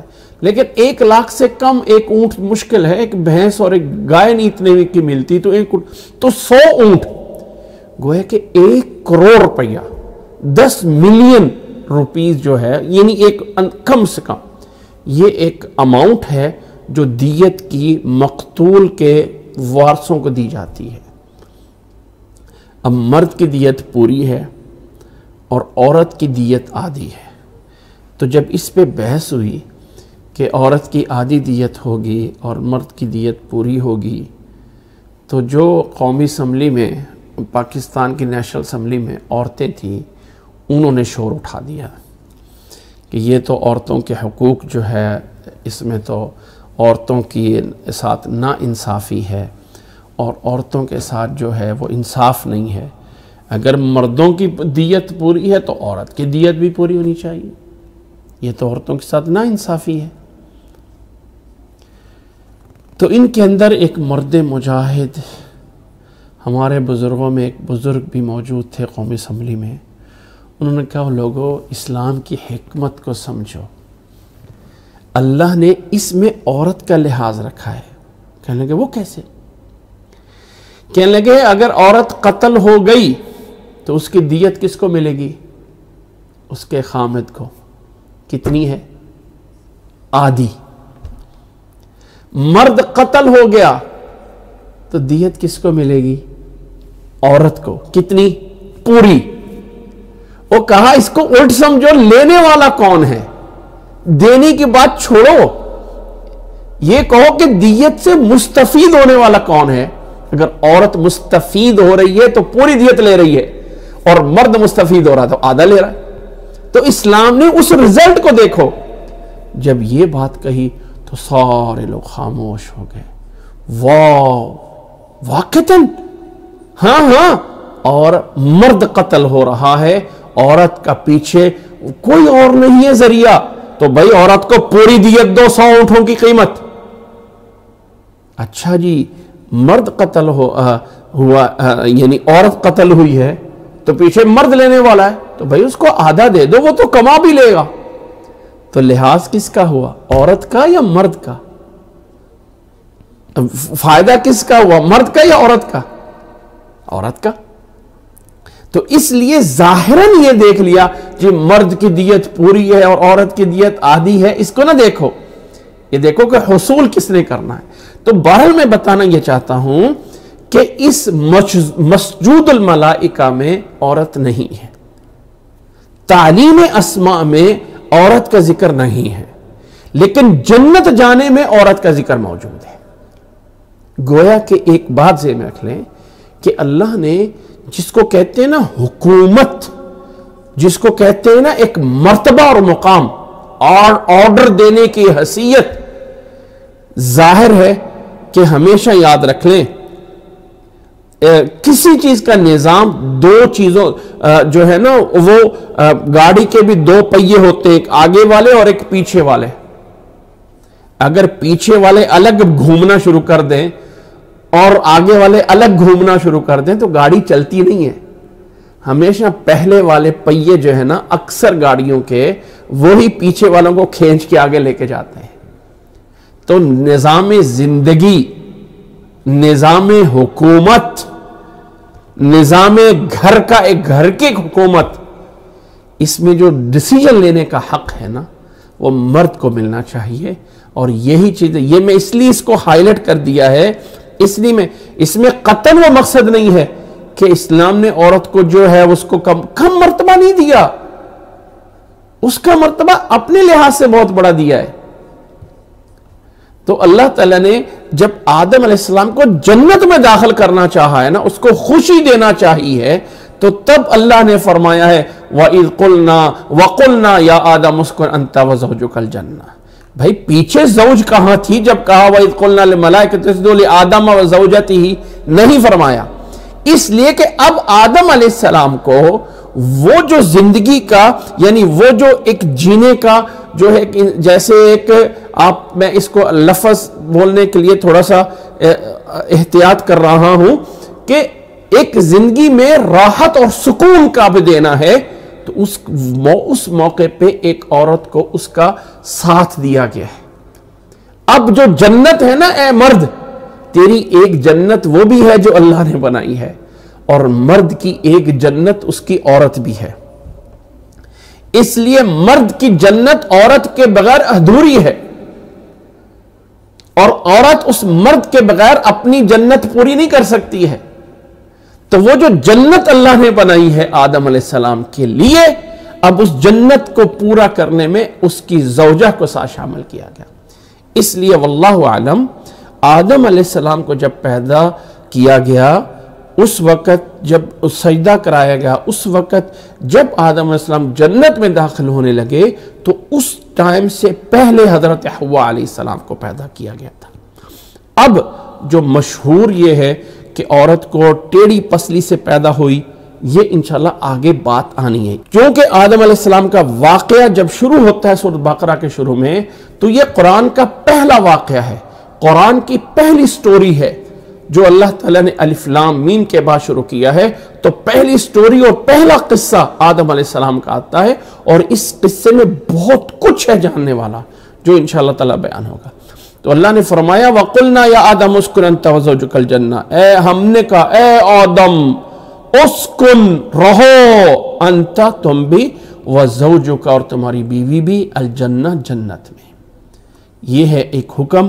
اب اگلا یہ ہے کہ وَقُلَا مِنْهَا رَغَدًا حَيْثُ شِئْتُمَا، تم دونوں کھاؤ منہا اس جنت سے۔ دیکھیں یہاں پر ایک قرآن مجید میں یہ واقعہ سورۃ اعراف میں بھی آیا ہے، اس کی مقابلہ آ جائے گا، لیکن یہاں تھوڑا سا سمجھ لیجئے، وہاں پہ منہا کا لفظ موجود نہیں ہے، ٹھیک ہے، اور وہاں پہ اس وا کی جگہ پہ فا موجود ہے۔ وہ جو وا اور فا ہے نا، ان میں بھی فرق آ جائے گا وہاں پر کیا ہے۔ یہاں پر اللہ تعالیٰ نے پھر فرمایا وَقُلَا مِنْهَا حَيْثُ شِئْتُمَا۔ اب یہ جو حَيْثُ شِئْتُمَا ہے، اس کا تعلق دو چیزوں کے ساتھ ہے۔ حیث یعنی اسکن انت وزوجک الجنت حیث شئتما، اور وَقُلَا مِنْهَا رَغَدًا حَيْثُ شِئْتُمَا، جنت میں جہاں چاہو رہ لو، اور جنت میں سے جہاں سے چاہو کھا لو۔ یہ چیز اللہ نے سورۃ بقرہ میں بیان کی ہے، اور سورۃ اعراف میں اللہ تعالیٰ نے اس حیث شئتما رغدن کو ایک کے ساتھ جوڑا ہے۔ یہ ڈیٹیل انشاءاللہ ہم آگے پورا کرتے ہیں۔ پھر اللہ نے فرمایا وَلَا تَقْرَبَا هَذِهِ الشَّجَرَةَ، تم دونوں قریب نہ جانا اس درخت کے۔ گویا کہ درخت سے منع ہونے کا حکم دونوں کے لیے تھا۔ پیچھے تو سجدہ کرنا اور وہ حکم آدم علیہ السلام اکیلے کے لیے آ رہے ہیں، لیکن درخت کے قریب نہیں جانا یہ آرڈر دونوں کو ہو رہا ہے۔ فَتَكُونَا مِنَ الظَّالِمِينَ، وگرنہ تم ہو جاؤ گے ظالموں میں سے۔ اب آگے اللہ تعالیٰ نے تعقیباً فالا کے پیچھے واو آ رہی تھی نا، اب وَقُلْنَا وَإِذْ قُلْنَا واو کے ساتھ اب آگے فا آ گئی ہے کہ اب رزلٹ کیا نکلا۔ فا تعقیب کے لیے آتی ہے کہ اب اس کا رزلٹ کیا ہوا۔ اللہ تعالیٰ نے جو آدم علیہ السلام کو اسماء کی تعلیم دے دی، اللہ تعالیٰ نے آدم علیہ السلام کو جنت میں ٹھہرا دیا، تو اب جو ہے اس کا رزلٹ کیا نکلا؟ فرمایا فَأَزَلَّهُمَا الشَّيْطَانُ عَنْهَا، فَأَزَلَّهُمَا الشَّيْطَانُ عَنْهَا، شیطان نے ان دونوں کو پھسلا دیا، عنہا اس سے۔ اب ہا ضمیر کا مرجع وہ شجرہ ہے، درخت ہے۔ شیطان نے دونوں کو پھسلا دیا، عنہا اس درخت کے بارے میں۔ اچھا، اب پھسلانے کی ڈیٹیل یہاں پہ نہیں موجود ہے۔ پھسلا کیا دیا؟ فَأَكَلَ مِنْهَا، کھا بیٹھے اس سے۔ اللہ نے تو قریب جانے سے منع کیا تھا.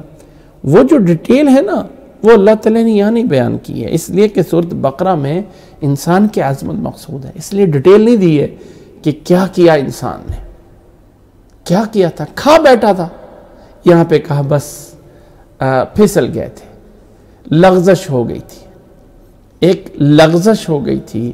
لغزش مطلب ایک پھسل، جیسے انسان چلتا پاؤں پھسل جاتا ہے، جبکہ انسان رہتا اسی مرتبے میں ہے، اسی زمین پہ رہتا ہے. ہاں اگر ایک انسان جو ہے وہ گر جائے پہلے فلور سے یا دوسرے فلور سے نیچے زمین پہ تو وہ ازلہ نہیں ہے، وہ زلہ نہیں ہے. اگر ایک انسان چل رہا ہے اور وہ غلطی سے دوسرے فلور سے یا تیسرے فلور سے نیچے گر گیا تو یہ زلہ نہیں ہے. زلہ یہ ہے کہ انسان چلتا جائے برابر اور وہیں سے اس کا پاؤں پھسلا اور وہیں پہ ہوا ہے. یہ نہیں کہا کہ وہ اتنا گرے، اتنا نیچے گر گئے کہ اپنے اس مرتبے سے نیچے آ کے کہاں گرے.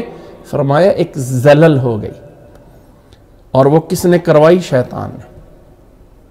شیطان نے کیا ہوا؟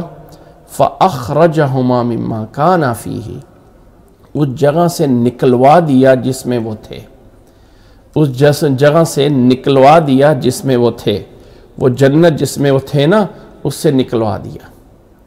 مِمَّا كَانَا فِيهِ، یعنی وہ لغزش جو ہے وہ شیطان نے کروائی.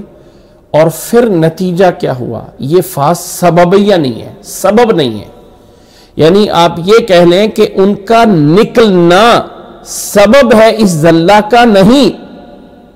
یہ رزلٹ اور نتیجہ ہے کہ اس کام کے بعد پھر یہ کام ہوا. فَأَزَلَّهُمَا الشَّيْطَانُ عَنْهَا فَأَخْرَجَهُمَا مِمَّا كَانَ فِيهِ، شیطان نے ان دونوں کو نکلوا دیا مِمَّا كَانَ فِيهِ، جس میں سے وہ تھے. اچھا ایک تھوڑے سے چیز اشارہ کر دیتا ہوں، ویسے یہ بات بعد میں تفصیل میں آنی ہے. آدم علیہ السلام کو کس نے سجدے کرنے سے انکار کیا تھا؟ آدم علیہ السلام کو سجدہ کرنے سے انکار کس نے کیا تھا؟ میں دو نام بتاتا ہوں، ان دونوں میں سے 1 نمبر پہ ابلیس ہے اور 2 نمبر پہ شیطان ہے. آدم علیہ السلام کو سجدہ کرنے سے انکار، سجدہ جس نے نہیں کیا تھا وہ ابلیس تھا یا شیطان تھا؟ نمبر 1 ابلیس، نمبر 2 شیطان. آدم علیہ السلام کو جس نے سجدہ نہیں کیا تھا، سجدہ کرنے سے انکار کر دیا تھا، ابا واستکبر ہو گیا تھا، وہ نمبر 1 تھا یا نمبر 2 تھا؟ ابلیس تھا یا شیطان تھا؟ تو کوئی کہہ سکتا ہے وہی ابلیس ہے وہی شیطان ہے. ہاں لیکن یاد رکھ لیں دونوں میں فرق ہے. یہ بھی انشاءاللہ آگے پوائنٹ آ جائے گا کہ ابلیس اور شیطان ایک بھی ہیں اور ایک نہیں بھی ہیں. ابلیس اور شیطان ایک ہیں بھی اور ایک نہیں بھی ہیں. ابلیس ایک جن ہے اور شیطان تو سارے ہیں، وہ بھی بڑا شیطان ہے، لیکن اس کے علاوہ جتنے ہیں دوسرے جو اس کی فوج ہے، جو اس کے ماننے والے انسان ہیں، جو دوسرے ہیں، اللہ نے قرآن مجید میں آخر میں نہیں کہا من الجنۃ والناس کہ وہ خناس جنوں میں سے ہو یا انسانوں میں سے. تو شیطان اس کا صفاتی نام ہے اور ابلیس اس کا ذاتی نام ہے. جس نے سجدہ کرنے سے انکار کیا تھا وہ ابلیس بذات خود تھا، اور جس نے آدم علیہ السلام کو جنت میں پہنچ کے وسوسے میں ڈالا تھا وہ ابلیس ہی تھا، بذات خود تھا. ہاں ہو سکتا ہے. کیسے جنت میں کیسے گھس گیا؟ وہ اللہ نے تو اس کو سجدہ کرنے سے انکار کرنے کے بعد فوری دھتکار کے زمین پہ بھیج دیا تھا، تو وہ شیطان کوئی اور تھا. بہرحال یہ بات بھی آگے آنی ہے، لیکن میں نے ایسے تنبیہاً بتایا کہ اللہ نے یہاں پہ لفظ چینج کر دیا ہے. فَأَزَلَّهُمَا ابلیس نے ہی کہا، فَأَزَلَّهُمَا الشَّيْطَانُ کہا ہے. فَأَزَلَّهُمَا الشَّيْطَانُ کہا اس لیے کہ ابلیس اور شیطان میں بھی کچھ نہ کچھ ڈفرنس ہے. فَأَخْرَجَهُمَا مِمَّا كَانَ فِيهِ اس جگہ سے نکال دیا. اور یہاں پر جو ہے منما فَأَخْرَجَهُمَا مِنْهَا نہیں بولا, فَأَخْرَجَهُمَا مِنْهَا کہ نکال دیا اس جنت سے. ہا ضمیر کا مرجع نہیں کہا, ہاں جیسے پیچھے کہا تھا نا فَكُلَا مِنْهَا اس جنت سے کھاؤ, مِنْهَا یہاں پر مِمَّا کَانَ فِی وہ سب کچھ جو جنت میں تھا اس سب کچھ سے نکال دیا. اور پھر کہاں گلے, پھر کہاں آئے, واقع میں اختصار ہے, ڈیٹیل انشاءاللہ آگے آتی ہے. فرمایا وَقُلْنَا اهْبِطُوا بَعْضُكُمْ لِبَعْضٍ عَدُوٌّ اب زمین پہ اتر جاؤ. ہم نے کہا, اللہ نے فرمایا, ہم نے کہا اهْبِطُوا اتر جاؤ, بَعْضُكُمْ لِبَعْضٍ عَدُوٌّ تمہارا بعض تمہارے بعض کے لیے دشمن ہوگا.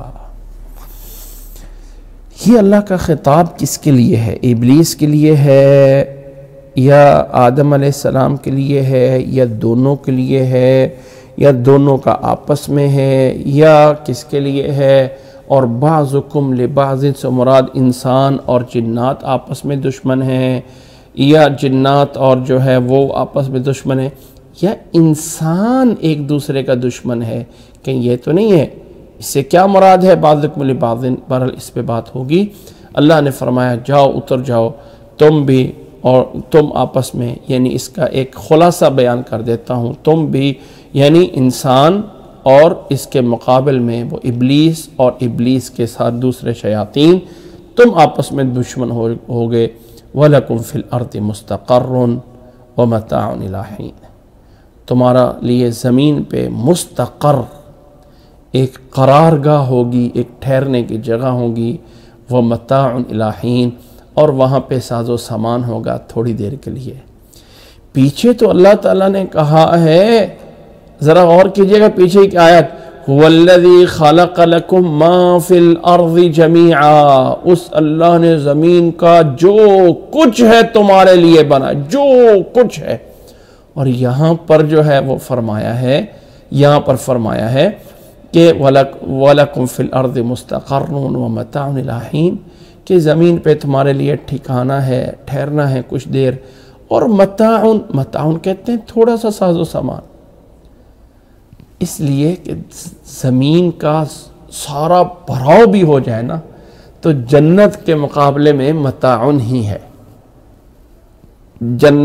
دنیا زمین کا ما فی الارض جمیعا سارا خزانے زمین کے بھی بھر جائیں تو جنت کے مقابلے میں وہ متاعن ہی ہے.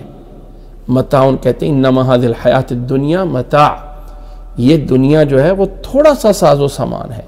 تو وہ جو تھوڑا سا ساز و سامان ہے نا, وہ تھوڑا سا, اس کے لفظ متاعن بولا جاتا ہے.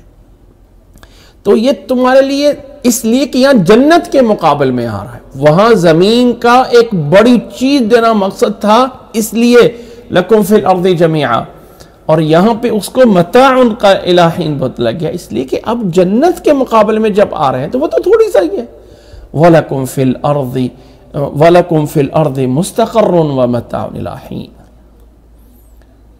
اب ذرا یہ غور کیجئے گا, یہ میں پیچھے جو بتایا تھا نا اِهْبِطُوا بَعْضُكُمْ لِبَعْضٍ عَدُوٌّ اتر جاؤ تم, تمہارا بعض کے لیے دشمن ہے. یہ خطاب آدم اور ابلیس شیطان دونوں کے لیے ہے یا کسی ایک کے لیے ہے؟ یہ آگے اس پہ میں الگ سے بحث کروں گا, لیکن بتا رہا ہوں فَتَلَقَّى آدَمُ مِن رَبِّهِ کلمات. اب یہ جو اگلی آیت ہے, جو اس آیت نمبر 36 کے بعد 37 نمبر آیت ہے, اس میں آ کے اللہ نے فرمایا فَتَلَقَّى آدَمُ مِن رَبِّهِ كَلِمَاتٍ فَتَابَ عَلَيْهِ إِنَّهُ هُوَ التَّوَّابُ الرَّحِيمُ. آدم علیہ السلام نے اللہ سے, اپنے رب سے کلمات حاصل ہوئے اور اس کے نتیجے میں اپنے رب سے توبہ کی. اللہ تعالیٰ وہ توبہ قبول کرنے والا اور رحم کرنے والا ہے. اس کے بعد پھر اگلی آیت آتی ہے, آیت نمبر 38, اور پھر آتا ہے قُلْنَا اهْبِطُوا مِنْهَا جَمِيعًا. اب پیچھے تو اترے جا چکے ہیں اہبطوا بعضکم لبعض عدو، اور پھر دوبارہ قلنا اہبطوا منہا جمیعا، اب پیچھے والے میں جمیعاً کا ذکر نہیں ہے، اہبطوا بعضکم لبعض عدوا، لیکن جمیعاً نہیں ہے، جبکہ آگے اس توبہ کے بعد آگے آ کر آیت نمبر 38 میں کہا قُلْ نَهْبِطُوا مِنْهَا جَمِيعًا۔ اب یہ جمیعاً میں اور اس میں کیا یہ دونوں حبوط الگ الگ ہیں؟ اس لیے کہ پہلا نازل ہونا، یہ آپ ذہن میں رکھ لیجئے گا، یہ ان باتوں پہ میں نے بات کرنی، ابھی فی الحال میں ان چیزوں کو نہیں چھیڑ رہا ہوں، آج صرف الفاظ کا ترجمہ ہے، آیات کو ہائلائٹ کر رہا ہوں کہ کیا کیا چیزیں اس میں ہو سکتی ہیں۔ اہبطوا بعضکم لبعض عدو، اور اس کے بعد جب فا آتی ہے نا تو فا تعقیب ہوتی ہے، یعنی پچھلے واقعے، پچھلے اس حبوط کے بعد رب کی طرف سے کلمات آئے ہیں، یہ والا حبوط حاصل ہو چکا، اس کے بعد آدم علیہ السلام کی توبہ کا واقعہ ہوا، اس توبہ کے بعد چونکہ یہ فا آ رہی نا، اس توبہ کے بعد پھر آگے الگ سے آتا ہے قُلْ نَهْبِطُوا مِنْهَا جَمِيعًا۔ اب یہاں پر وہ والی بات عدوٌ والی اور استقرار والی اور متاع حین والی نہیں آ رہی، بلکہ یہ کہا فَإِمَّا يَأْتِيَنَّكُم مِّنِّي هُدًى فَمَن تَبِعَ هُدَايَ فَلَا خَوْفٌ عَلَيْهِمْ وَلَا هُمْ يَحْزَنُونَ۔ گویا کہ یہاں پہ بھی اتارا جانا تھا، لیکن یہاں پہ اتارا جانا کوئی اور تھا، اور یہاں پر بھی اتارا جانا تھا، اور یہاں پر بھی اتارا جانا کوئی اور تھا۔ اس اتارے جانے میں اور اس اتارے جانے میں دونوں میں تھوڑا سا فرق ہے، یہ انشاءاللہ جب ہم موازنہ کرتے ہیں سورۃ اعراف سے تو میں اس کا بتا دوں گا۔ آگے فرمایا ہم نے کہا، اللہ تعالیٰ نے اپنی طرف حکم نسبت کی، ہم نے کہا، خلاصہ بتا دیتا ہوں کہ اس حبوط میں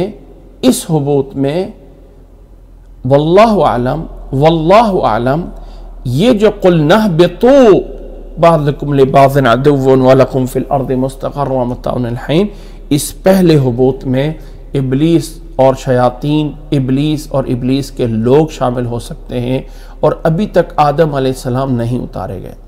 آدم علیہ السلام کو رب کی طرف سے کلمات دیے گئے، توبہ قبول ہوئی، اس کے بعد پھر آدم علیہ السلام اور کچھ دوسرے بھی شیاطین تھے جو جنات آسمانوں پہ پہنچ جاتے تھے، اور پہنچ کر کے فرشتوں کے ساتھ بھی رہتے تھے، اور جیسے کہ حدیث میں آتا ہے رسول اللہ صلی اللہ علیہ وسلم نے فرمایا کہ پہلے یہ جنات آسمان پہ چلے جاتے تھے، وہاں سے باتیں سنتے تھے، زمین پہ آتے تھے، نبی صلی اللہ علیہ وسلم کے آنے کے بعد ان کی وہ اوپر جانا بند ہو گیا، ان کے جانے پہ پابندی لگ گئی، اور اسی طرح جو ہے یعنی وہ سورۃ جن کی آیات بھی یہاں پہ بتائی جائیں گی، اِنَّا كُنَّا نَقْعُدُ مَقَاعِدَ، وہ آیت کیسے ہے کہ ہم وہاں سننے کے لیے آسمان میں بیٹھا کرتے تھے، اب نہیں بیٹھ سکتے، تو یعنی وہ پہنچ جایا کرتے تھے، تو وہاں پہ رہتے بھی تھے۔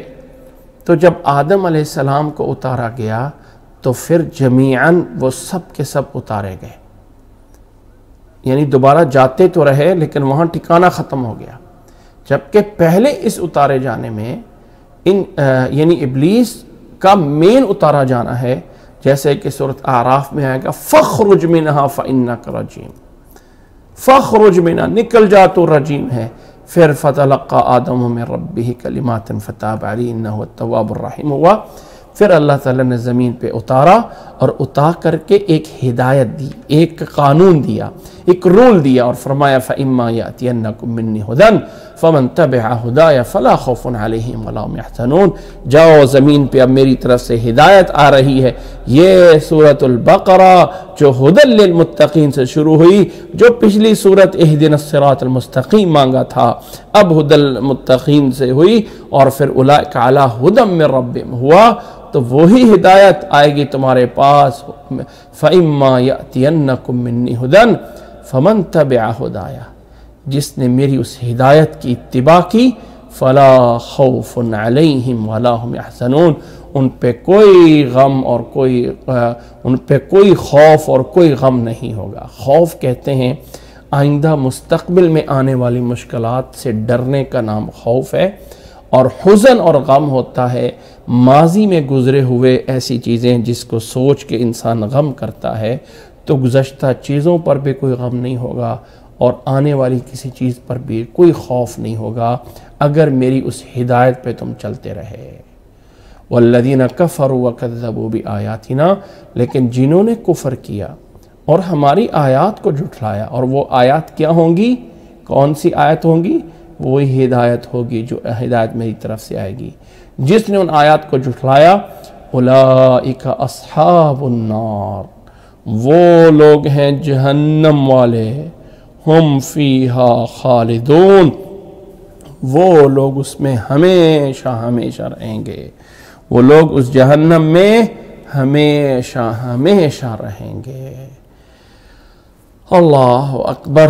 یہاں سے بعد پھر آگے واقعہ بنی اسرائیل کا شروع ہو جاتا ہے، اور یہاں آیت نمبر پیچھے سے جہاں سے یہ واقعہ شروع ہوا ہے، ویسے تو کہا جاتا ہے کہ یہ واقعہ جو ہے آیت نمبر 30 سے شروع ہوا، وَإِذْ قَالَ رَبُّكَ لِلْمَلَائِكَةِ، لیکن واللہ عالم میں اس کو شمار کرتا ہوں آیت نمبر 29 سے، کہ یہ واقعہ 29 سے شروع ہوا ہے، اور پھر جو ہے 39 تک یہ واقعہ 10 آیات میں پورا ہوتا ہے۔ تِلْكَ عَشَرَةٌ کاملہ، یہ 10 آیات میں یہ بیان کیا گیا اس واقعے کا خلاصہ ہے کہ یہ وہ چیز ہے 10 آیات میں بیان کی گئی جس سے اس حضرت انسان کی ابتدا ہوئی، اور کیسے یہ زمین پہ پہنچا ہے اور کن کن مراحل سے گزرا ہے۔